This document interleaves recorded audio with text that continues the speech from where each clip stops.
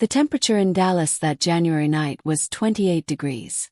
I know that because I checked my phone while I was sitting on the curb outside our apartment building on Maple Avenue, watching my own breath disappear into the dark. I had one bag, a black canvas weekender that I'd originally bought for a work conference in Austin.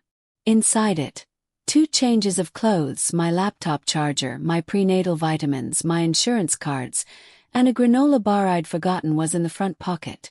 That was it. That was what 3 years of marriage looked like when it was compressed into a single bag and placed at a door. I was 8 weeks pregnant, and my husband had just told me that the child I was carrying wasn't his. He didn't scream it.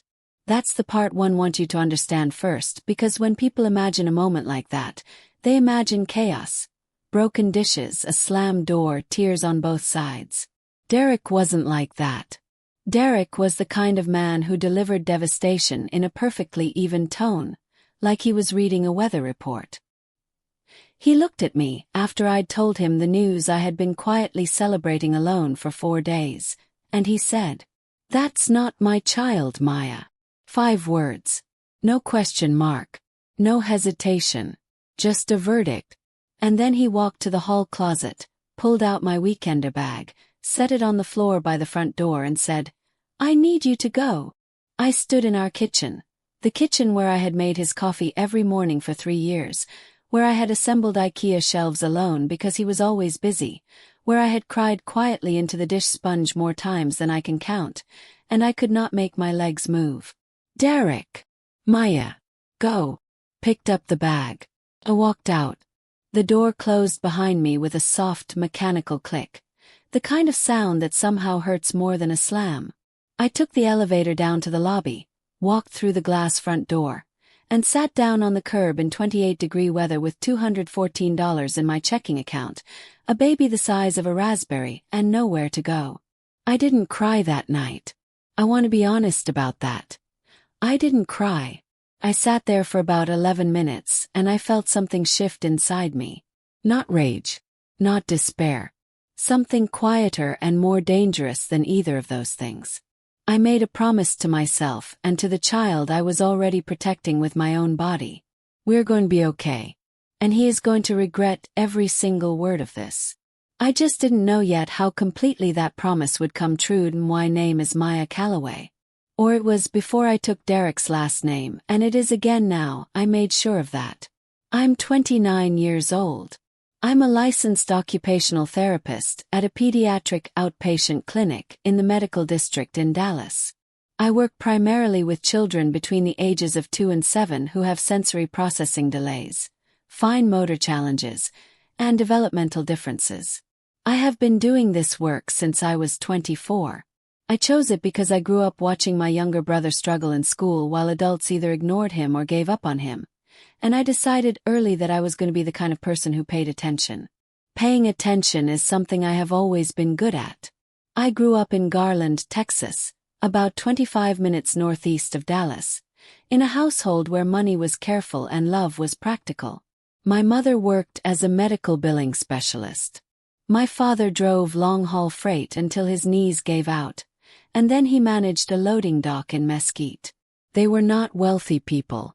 They were honest, specific, hardworking people, and they raised me to be the same. By 27, I had paid off $34,000 in student loans. Not refinanced. Not deferred.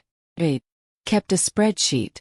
I celebrated each zero balance with a $12 dinner at my favorite Thai place on Greenville Avenue. I did not come from money, but I understood money. How it moved, what it meant, whose name was on what. That habit would matter more than I ever imagined. I met Derek Harmon at a mutual friend's birthday dinner when I was 25. He was 30, charming, broad-shouldered, funny in a room. He worked in commercial real estate. Not the big firm kind, but independent brokerage, which meant his income came in irregular, confident waves. He drove a clean black Audi. He knew how to make you feel like the only person in a crowded restaurant. I fell for him inside of 3 months. What I didn't understand then, what I understand completely now, is that Derek's charm was a professional skill, not a personal one. He deployed it strategically, mostly outward, mostly toward people he wanted something from. Inside our apartment, behind our closed door, I was not the recipient of that charm. I was the furniture. Reliable, functional, and essentially invisible. Paid our rent. Not partially. Fully, for 14 of our 36 months together, because Derek's commissions were inconsistent and I refused to let us fall behind. I handled our renter's insurance, our utilities, our grocery budget. I managed our joint savings account, which I had opened in both our names at my credit union because I believed, genuinely believed, that building something together meant building something together. I was the primary leaseholder on our apartment. My name was first on the contract. The $2,400 security deposit had come directly from my personal checking account before we were even married. When we first moved in together and Derek said he was waiting on a commission check, he was always waiting on a commission check. None of this makes me a martyr. I want to be clear about that. I made choices. I loved him. But I also built quietly and carefully in a way that Derek never bothered to notice, because he never bothered to pay attention to anything that didn't directly involve his own comfort. That invisibility, that careful, deliberate building that he never once acknowledged. It turned out to be the most powerful thing I had. Let me tell you about Christmas 2022. Derek's family hosted at his mother Linda's house in Frisco. A 4-bedroom colonial with a 3-car garage and a Pottery Barn living room that she redecorated every single year. Linda Harmon was a retired school administrator who treated her son like a personal achievement and treated me like a scheduling conflict. From the very first time I met her, there was a specific kind of smile she gave me. Tight, brief, upper teeth only. That told me everything I needed to know about where I stood. That Christmas, after dinner, Linda distributed envelopes to her adult children. Derek's sister Brianna got a card with a check for $3,000 toward her bathroom renovation. Derek's envelope was thicker. He opened it at the table, and inside was a card that read, and I remember this because I read it when he set it down on the armrest next to me. For when you're ready to build something real. Love, Mom. The check was for $5,000. I sat 12 inches away from my husband and watched his mother hand him $5,000 toward a future that, in her imagination, did not include me. Derek pocketed the check and said, "Thanks, Mom. You didn't have to." Nobody looked at me. I smiled, excused myself to the bathroom, stood over the sink for approximately 90 seconds, and then walked back out and helped clear the dinner table. I have never mentioned that envelope to anyone until right now. That was moment 1. Moment 2 was in March of 2023. Derek's college friend group. 4 guys, all in their early 30s, all loud in the specific way of men who have never had to apologize for much, planned a long weekend trip to Scottsdale, Arizona. Golf, pool, the usual. Derek mentioned it casually, the way he mentioned most things, somewhere between the television and his phone.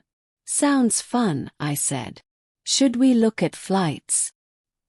He looked up at me with this brief, almost confused expression, like I had suggested something slightly irrational. "It's a guy's trip, Maya." I booked his flights 2 days later, from our joint account. $387 round trip on Southwest, because I found a sale. I packed his bag the morning he left. I Venmo'd him $200 for spending money because he mentioned his commission was delayed again. I watched him roll his suitcase out the door on a Friday morning without looking back. He sent me one text from Scottsdale. It said, "Landed." That was moment 2. Moment 3 is the one that settled something permanently in my chest. October 2023.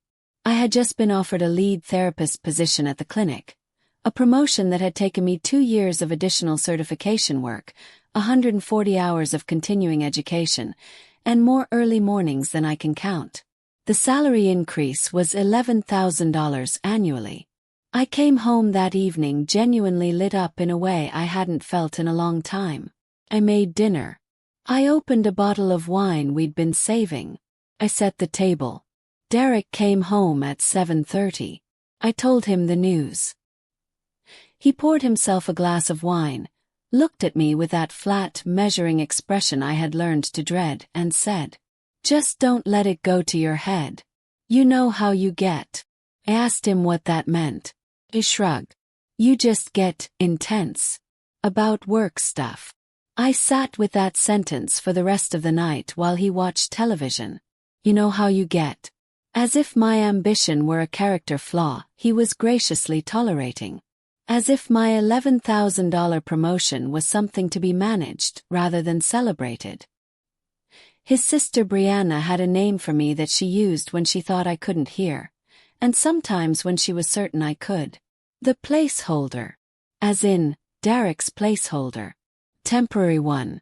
The woman he was with until he figured out what he actually wanted. I heard her say it at a family barbecue in the summer of 2022. I was standing 6 feet away, holding a plate of food, and she said it to her cousin with a laugh that assumed I wasn't worth being careful around. I said nothing. Filed it. I had been filing things for 3 years. What Derek and his family never understood, what the people who dismiss quiet women almost always fail to understand, is that silent observation is not the same as powerlessness. I had been watching. I had been documenting. I had been building carefully and deliberately in my own name. And I had no idea yet how much that was about to matter. I spent that first night on my colleague Diane's couch. Diane Washington is a speech-language pathologist at the same clinic where I work. She is 51 years old, twice divorced, and the kind of woman who opens her door at 11 p.m. without asking too many questions.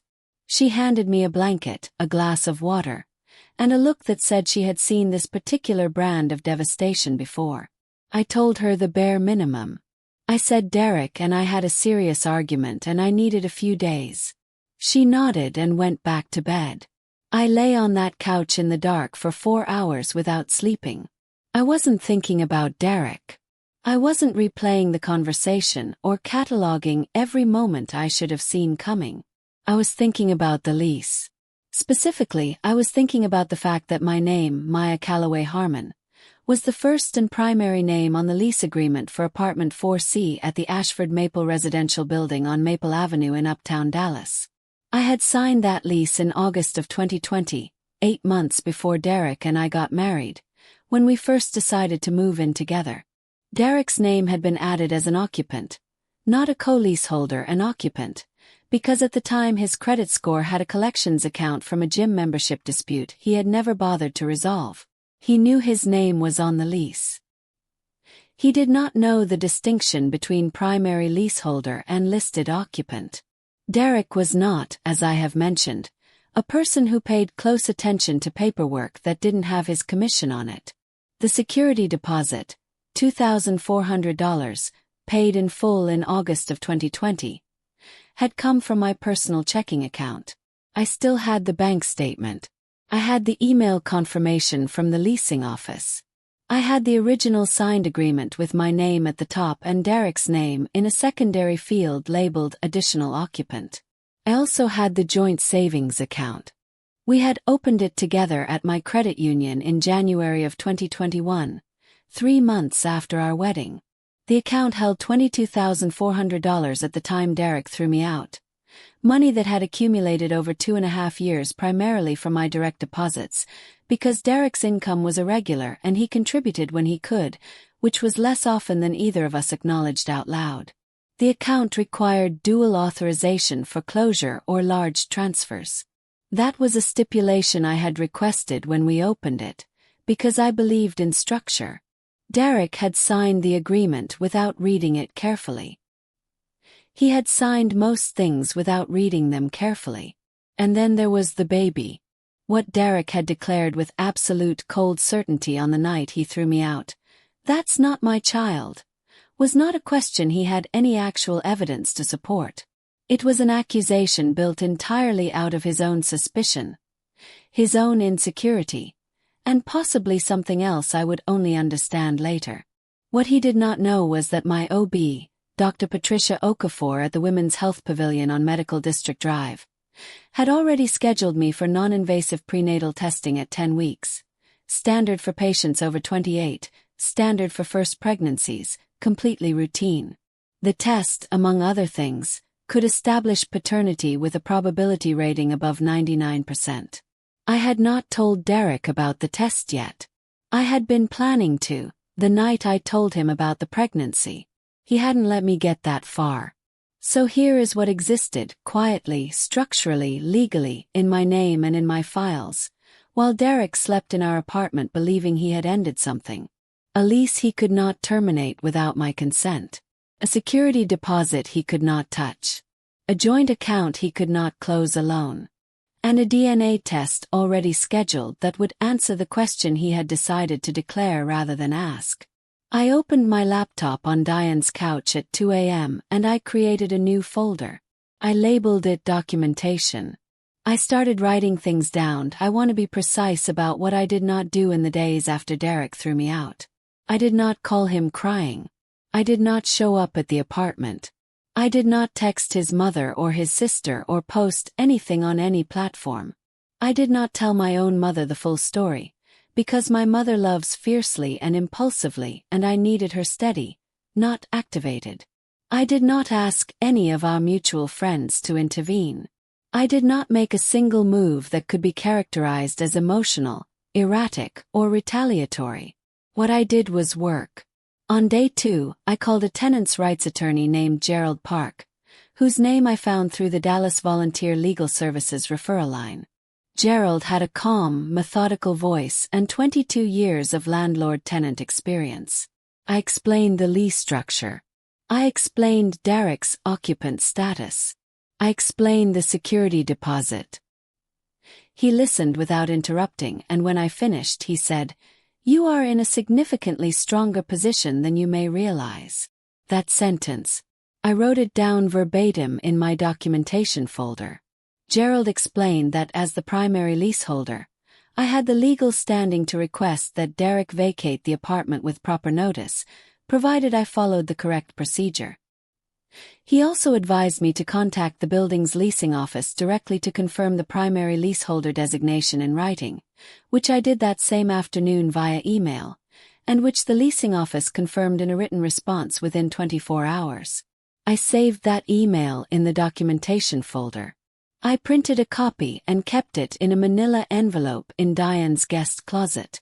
On day 3, I called my credit union and spoke with a branch manager about the joint account.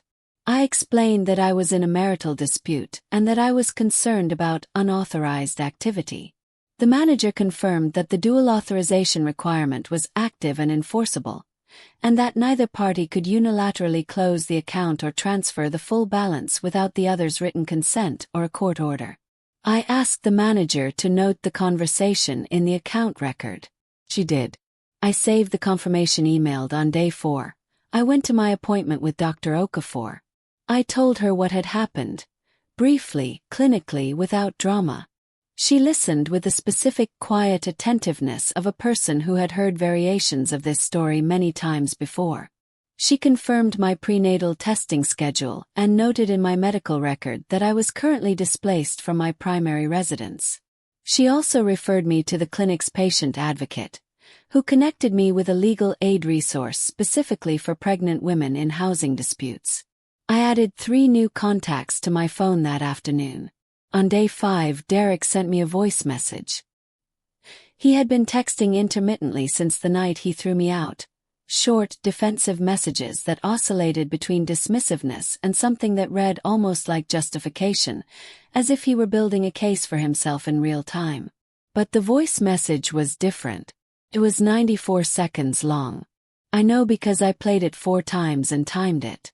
In the voice message, Derek said, and I am paraphrasing only slightly, that I knew exactly what I had done, that he wasn't stupid, that his name was on that apartment too and I needed to understand that, and that if I was thinking about making things difficult for him, he had people who would sort it out quickly. I listened to the 94-second message.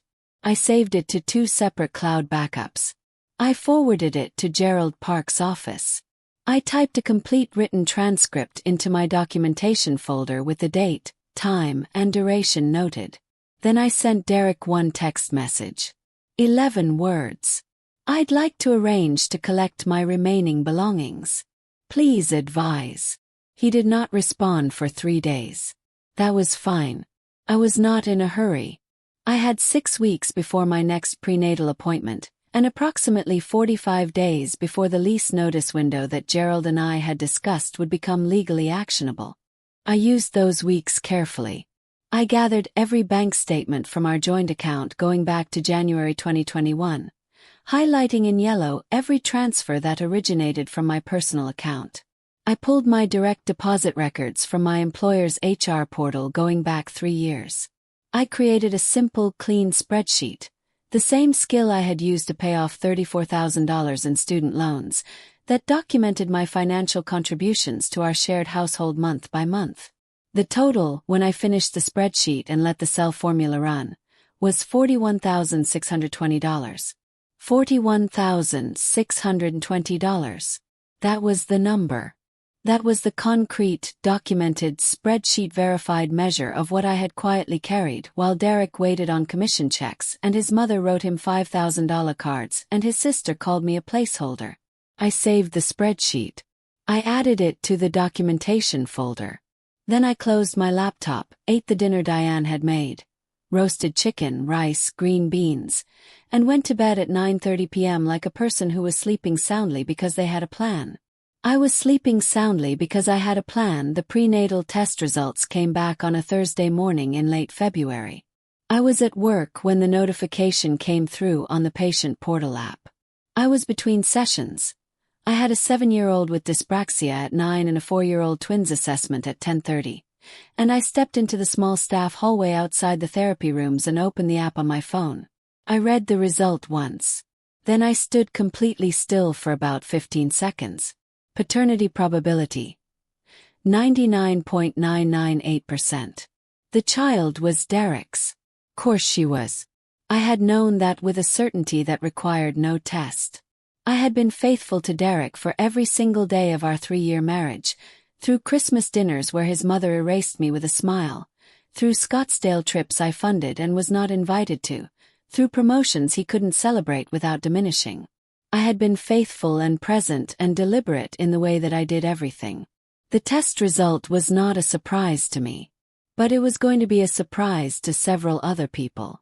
I put my phone in my pocket, walked back into the therapy room, and spent the next 4 hours doing my job with complete focus. I owed my patients that. Whatever was happening in my personal life, a 4-year-old learning to hold a pencil deserved my full attention, and she got it. That evening I called Gerald Park. "The results are in," I said. "And," he said. 99.998%, I said. There was a brief pause. "All right," he said. "Then we move." The following 72 hours were the most procedurally satisfying of my life. On Thursday evening, Gerald filed the formal primary leaseholder notification with the Ashford Maple Leasing Office, a document that formally requested, pursuant to the lease agreement terms, that Derek Harmon as listed occupant either negotiate a lease transfer into his own name or vacate apartment 4C within 30 days. The leasing office was legally required to deliver the notice to Derek directly. They did so the following morning by posting it on the apartment door and sending a certified letter. I was not there. I didn't need to be. On Friday morning, I contacted my credit union and filed a formal account dispute, citing the documented financial records I had assembled over the previous 6 weeks. This did not drain the account or transfer any funds. It triggered a legal hold, meaning neither Derek nor I could touch the $22,400 without the dispute being formally resolved. A hold of that nature, the branch manager explained, typically prompts the other party to engage with a dispute process or seek legal counsel. It creates, she said, using a word I appreciated, urgency. Also on Friday, Gerald forwarded Derek's 94-second voice message, specifically the section referencing people who would sort it out quickly, to the Texas Real Estate Commission, accompanied by a brief letter noting that it appeared to constitute an implied threat related to an ongoing property dispute and had been retained as evidence. This was not a criminal complaint. It was a flag. Gerald explained that professional license boards take a particular interest in documentation of this nature, especially when a formal property dispute is simultaneously active. It was not meant to destroy Derek's career. It was meant to ensure he understood that his words had been heard, recorded, and placed in the appropriate hands. That was Friday. On Saturday morning I called Linda Harmon. I want to be clear that this was not an impulsive decision. I had thought about whether to make this call for 3 weeks. I had decided, ultimately, that Linda deserved to hear the truth from me before she heard it from anyone else. Not out of kindness to her, but because I wanted her to understand, in the quiet and privacy of a Saturday morning, exactly what her son had done and exactly what the facts were. I wanted her to have no version of events except the true one. She answered on the second ring. Maya. Her voice was flat and wary. Linda, I said. I want to be respectful of your time, so I'll be brief. The prenatal paternity results came back Thursday. The probability is 99.998%. The child is Derek's. I have the documentation from Dr. Okafor's office at the Women's Health Pavilion, and it's been entered into the formal record. Silence. I wanted you to hear that from me directly, I said, before the attorney correspondence arrives at the apartment. I thought that was the right thing to do. More silence. And then, in a voice that was smaller than any voice I had ever heard from Linda Harmon in 5 years of knowing her. Maya, You don't need to say anything right now, I told her. I just needed you to know. I ended the call. I set my phone face down on Diane's kitchen table and poured myself a glass of orange juice.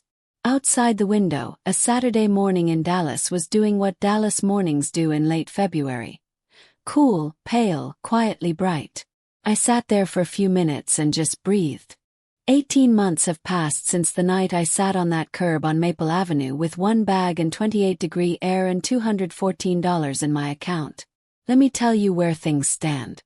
Derek vacated apartment 4C within the 30-day window. He moved into a short-term rental in Addison.